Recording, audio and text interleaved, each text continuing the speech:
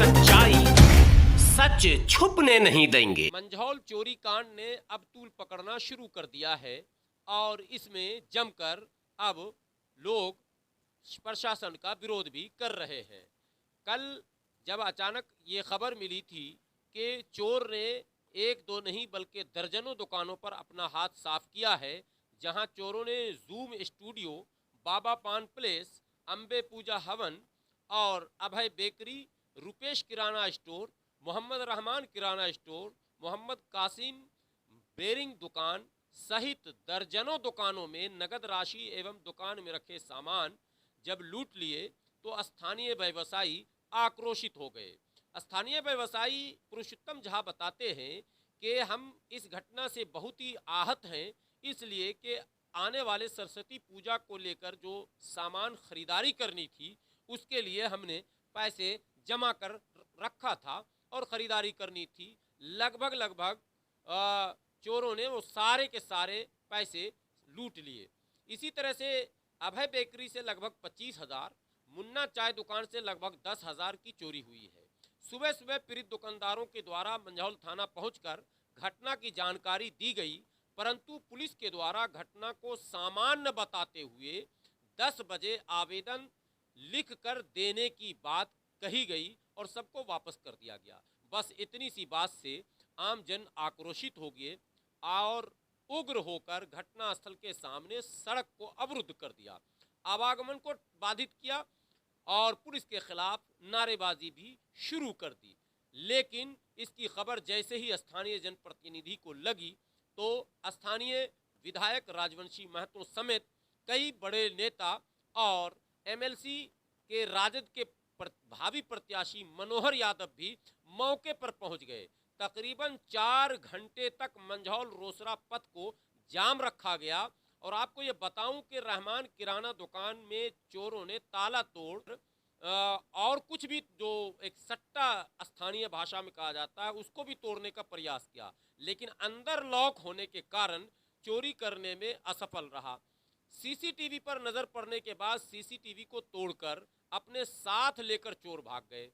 तो इस तरह की जो वारदात है ये अपने आप में दर्शाती है कि कहीं न कहीं पुलिस इसमें शिथिल रहती है, जबकि रात में पेट्रोलिंग होता है, पुलिस जो है वो गश्त करती है, उसके बावजूद इतनी बड़ी घटना हो जाना जहां दर्जनों दुकानों के ताला को तोड़ दिया जाता है, उसके सामान को लूट लिया जाता है, उसमें जिनके पास भी जो कैश होता है वो ले लिया जाता है, ये एक बड़ी घटना थी। और घटना की जानकारी मिलते ही स्थानीय चरिया बरियारपुर विधायक राजवंशी महतो ने मंझौल बाजार का दौरा कर पीड़ित व्यवसायियों से मिलकर चोरी की घटना पर चिंता व्यक्त करते हुए स्थानीय प्रशासन के साथ साथ नीतीश सरकार के खिलाफ भी जमकर भड़ास निकाली। जाहिर सी बात है राजनीति इस पर होनी ही थी। 4 घंटे तक सड़क का जाम होना ये अपने आप में एक बड़ा मामला था और जब ये खबर मिली तो मौके पर Manjhaul DSP Satendra Kumar, Manjhaul SDO Mukesh Kumar, Cheria Bariyarpur BDO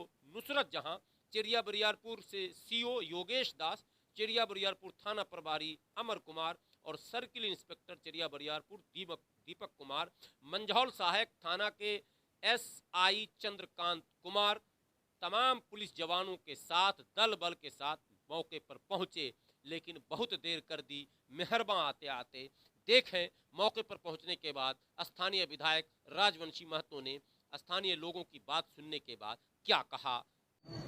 हम यहाँ आए ना जी, ये तो नहीं है कि नहीं आए जी, हमको जब मालूम हुआ जी, 8 बजे लगभग 8:30 बजे जी, नहाए और चल दिए और यहाँ आकर के देखे जाम भी है और इससे पहले हमारे बछवाड़ा में भी बहुत बड़ा अथी हुआ हादसा, सिर्फ दुकान में ही होता है जी।